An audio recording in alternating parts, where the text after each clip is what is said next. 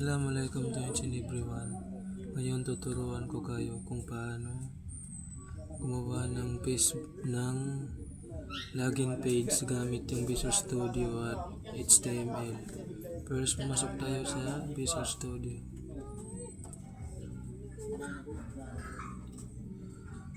Dito sa Visual Studio, mag-install lang tayo ng extension.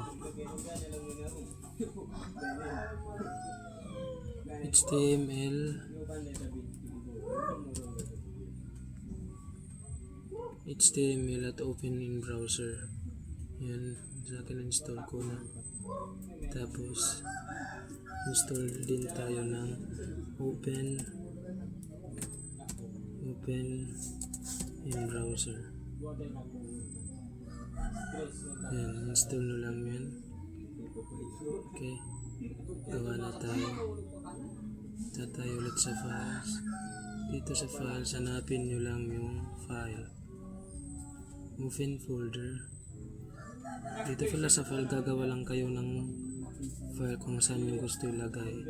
Sa akin, ito ko nalagay sa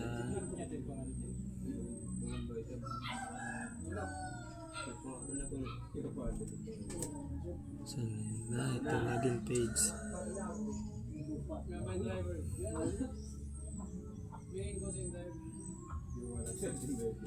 Tapos pindutin mo lang yung new file. Type mo lang yung index.html.